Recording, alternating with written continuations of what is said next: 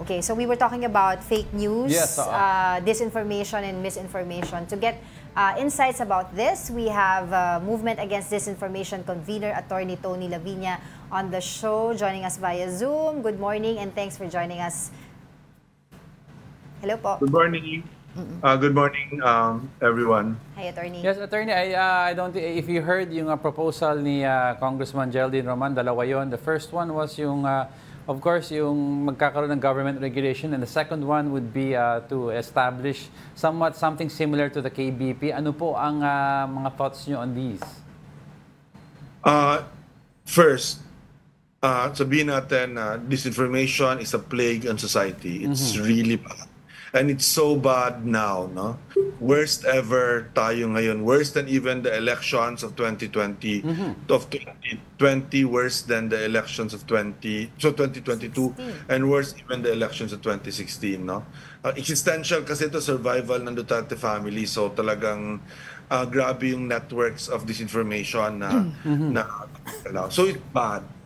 But wag naman tayo mag-overreact na we will pass laws that will limit freedom of speech and freedom of the press. Hindi naman absolute yun, di ba? Kung may clear danger that the state has the right to prevent, freedom of speech and freedom of the press can be regulated. So that's clear naman. But a law that defines disinformation and allows the government to define it, wag, di ba? Kahit kayo, pwede kayong ma-charge doon, di ba? Right. Alam nyo ba na di ba, yung alam natin sa institutional press, broadcasting and print, nagkakamali kayo di ba? Right, you do make mistakes, di ba? That is not disinformation, di ba? That's a mistake. And that's why you have editorial control, di ba? You have errata because of that. Iba yung mga bloggers, iba yung mga individuals, no, 'di ba? Kasi wala naman silang editorial control, wala silang erratum, 'di ba? Na procedure, right to reply, 'di ba? Wala silang code of ethics, 'di ba? So I think may distinctions sa dalawa, but we don't want the government to have an overall, 'di ba, yung powers to stop any person and any media outfit to speak their minds, no? Now, itong kay Congressman Romana, Digital Media Council, di ba? Okay naman ang self-regulation, di ba? It works for KBP, I think. It's worked for Philippine Press Council. I used to be chair of that. Sa print media naman yan, yung right to reply sa print media, di ba? Ang challenge lang dito is individuals ito di ba? Sa KBP kasi mga businesses kayo, mga radio stations, mga television networks, di ba? So mas madaling ma-discipline, kung kailangan madaling ma-rein in, di ba? Kung atrocious talaga yung sinasabi ng broadcaster, di ba? Talagang pwede yun tigilin, di ba? KBP can actually cite that person. Na ganun din sa print media, if you don't give the right to reply to a person, di ba? Ano yun? Ito, iba yung individuals, no? So, medyo skeptical ako na magkaroon sila ng self-regulation, di ba? In the first place, hindi yung kasama. Paano ma-distinguish, di ba? Kung sino sila. I think, ang priority natin, kung may batas tayo na bago, dalawa. Yung going after the networks of this information, not the individuals. Ito mga nasa sa screen ngayon ng mga vloggers, foot soldiers lang yan sila. Hindi yan mga general sa disinformation war. They're pushing content that's given to them every day, every morning, maybe lunchtime, paggabi. They're pushing content. They make money out of that content that they push, no? So, ang kailangan natin hanapin, sino yung mga nagpo-push na yon? Those are public relations practitioners. Those are advertising agencies, di ba? Those are, well-researched yan na by Jonathan Ong and other researchers na merong tentacles, may roots around these tentacles, di ba? Para putulin natin yung roots na yon, yun ang kailangan. putulin mo yung tentacles, may bagong tentacle na lalabas, di ba? The other law we need is on social media platforms, di ba? Making them responsible. Yan, okay sa akin yon. Hindi of speech. Kasi commercial yan, di ba? Yeah. Kumikita ang Facebook, TikTok, YouTube for every disinformation post that becomes viral, di ba? Bakit? When it becomes viral, people look at it, may advertisement, di ba? Yes, that's right. Yun nga, attorney, yung sinasabi nila kasi talaga na ang kailangan daw talaga imbisigan, which is you mentioned na rin talaga, yung mga nagbibigay nag-offer ng services ng mga PR agencies, ng mga, parang mga trolling, no? Good or bad yung ginagawa nila, masama pa rin kasi yun yung intent mag-troll at mag-ano ng disinformation. Yun ang, I think ang isang kailangan gawin, kasi yung mga advertising agencies, public relations, meron naman silang meron din yung self-regulatory bodies, di ba? Sana they make this a priority, di ba? Professional ito, marketers ito. Di ba? Hindi ito mga ordinaryong tao. As I said, foot soldiers lang sila. May generals, di ba? And above the generals, may mga nagbabayad. That's the other thing.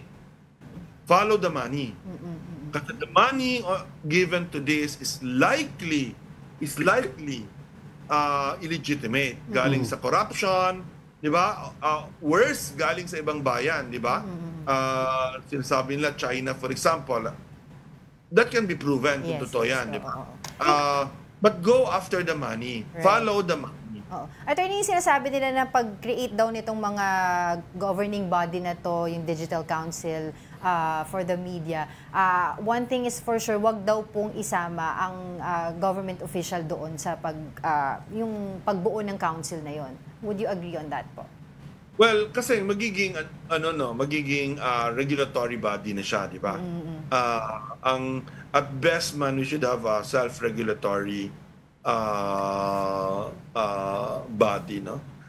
Pero problematic talaga yan, ha? Kasi lahat kasi tayo pwedeng maging ganun, di ba? So, sino yung universe of people that can be part of this, di ba? Yeah. Or should be part of this? Every person that posts, di ba? Di ba yun ang dilemma natin sa social media? Kasi everyone can post, di ba? Kung konti lang ang followers mo, irrelevant what you post. You do not create any harm, di ba?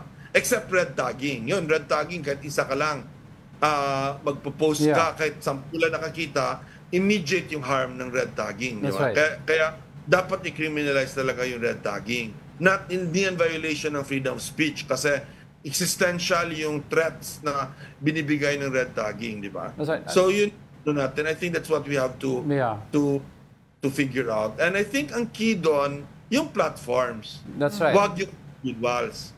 Sa totoo lang, di ba, if you go after every individual that posts a disinformation or reposts disinformation, that's hundreds of thousands, maybe even millions, di ba?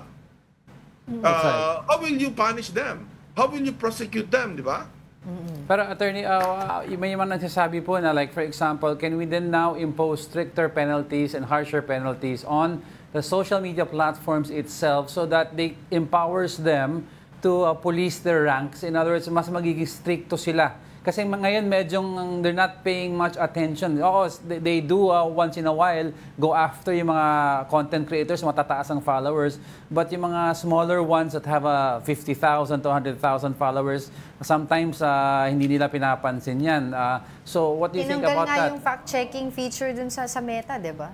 Recently. Di ba? Well, sa US, sa atin meron pa, pero they're on the way to do that here. That's why you have to hold them liable, di ba? For this. Kasi, again, repeat ko lang, di ba? Kumikita sila sa disinformation. Kumikita sila at the expense of society, di ba? Because posting the truth versus posting an untruth, di ba? Mas maraming titingin sa untruth kasi mas controversial. Posting something nice about someone versus posting a hate post against someone, mas maraming titingin sa hate post. Yeah, so, media platforms, they benefit from hate and they benefit from disinformation. So, i-punish natin sila. Pecuniary, diba? And even close them down kung talagang matigas sila. di ba? Na hindi nila ititigil yung mga nagpo-post ng disinformation sa kanilang mga platforms. I'm sure you were able to watch the recent TRICOM hearing. Kasi some would say that the House of Representatives might be walking a tightrope between accountability and freedom of expression. It was a double-edged sword. Although, in hindsight, na-expose daw yung mga vloggers na talagang peddlers ng disinformation. But what do you think about that hearing po? That was interesting, no? Of course, I would like our legislators to always respect the resource persons. I've been resource persons many times, and I've been treated with respect. No, probably because I'm a professor. Many of the legislators are my students. You know? Right. So I'm nirerespeto naman ako. But I also want to say something to those resource persons, yung mga vloggers at bloggers, di ba? Na nandoon. You will only be treated with respect if you respect also the Congress. Which means you have to tell the truth. Huwag magpaligoy-ligoy. Huwag mag-justify, di ba? From the very beginning, cooperate, di ba? And alam niyo, some of them napilitan lang yung pumunta. Kasi they already went to the Supreme Court, hindi nag-issue ang TRO ng Supreme Court. So kung hindi sila pumunta, hinuli na sila. Di ba? They would have been already detained, di ba? At syempre, ayaw nila yan kasi every day na naka-detain sila, wala silang access sa gadget nila. Loss of income yon, di ba? I-repeat ko. This is not about freedom of speech for them. This is not about love of country for them. This is a business, di ba? Kumikita sila for every post that they make. Yes, Attorney, I'd like to ask you about yung definition of terms supposedly to create a fine line between fake news and freedom of expression. Si Attorney Trixie Cruz Angles brought up an issue about what may be gospel truth 10 to 15 to 20 or 100 years ago may not be the truth anymore today. So how do you... Time-bound. Yeah, so it's time-bound. So how do you then hold accountability daw? Baka naman kasi madaming madamay. Now, well, technically po, in hindsight, if you look at it, that is right, but is that an argument that can be made to peddle? It's not that. I'm a philosophy professor, di ba? Di ba? The truth doesn't change. What changes is the way we interpret what we thought truth was then, di ba? Pero hindi naman yan ang issue dito. Kasi you can have, tama din naman, you can have your own truth, you can have your own impressions, you can have your own views, di ba? Nobody's forced to agree on anything. But what we can agree on is you cannot say something harmful to fellow human beings and harmful to societies. Yan limit ng freedom of speech, di ba? Okay. I'm actually a free speech advocate, di ba? Because I've been at the center in many of our political issues, di ba? That's right. I have been red tag, I have been attacked. Government also has accused me sometimes to different administration. Sometimes I'm also in the government, di ba? So, ano naman ako, I've experienced that, and I really stand by every person's right to speak and right of expression. Having said that, you cannot do that creating a clear and present danger to people. Yan ang standard natin, di ba? So, if you have 20 followers, di ba? And you post untrue thing, di ba? That doesn't create any harm, di ba? Lalo mga pamilya mo lang, madali siya ma-check, di ba? Na ano. But if you have 50,000 followers, kahit 50,000, 200,000 followers, di ba? And sasabihin mo na, nandun na lahat ng police, nag-resign na ang mga police, di ba? May TRO na yung Supreme Court, di ba? Punta na tayo lahat sa Villamor. That creates harm to society. Right. Hindi yun, di ba? Right. You can be prosecuted for that. But don't need new laws. Yun lang sinasabi ko. We don't need new laws. That's why NBI is investigating now because there's enough laws. May cybercrime law, may libel, may laws on actually on in disinformation na nandun pa noon pa. Di ba? It's not like we need new laws to do that. Marami na daw tayong mga batas. Implementation lang ang kulang eh. Yes, and doing it properly di ba, na hindi political yung implementation. Yun. Yun ang kasi na hindi political ang implementation ng batas, di ba? Pero may sabihin ko lang, ang gap lang natin yung social media at yung financing, di ba? ng fake news o ng disinformation. Hindi ko tinatawag fake news kasi hindi siya news eh. Yes. Di ba? Definition, hindi siya news eh. Habulin natin saan nanggaling ang pera, habulin natin sino ang mga masterminds nito, di ba? At habulin natin yung mga social media platforms. Yun. Huwag yung individuals. Para sa akin, Yes. madaling ibuli ang individuals eh. Which was Parang unfortunately find done. the root cause, ika nga. Yeah. Oo. Yeah. Oh, Tentacles lang yun sila. Kahit tanggalin natin lahat sila, mapatahimik natin sila, may papalit sa kanila. Hanapin natin Kasi may yung- pera. Oo. May pera behind it. So, attorney, in essence nga, kasi freedom of expression comes with responsibility talaga. Siguro na lang po, lastly, attorney, paano po ba natin may educate talaga yung public regarding disinformation beyond regulatory or council-based solutions? Ito talaga, ground war ito eh. So, una itong ginagawa nyo, maganda ito. No? I mean, at pang-sampung interview ko na kayo in 2 days just on this, no?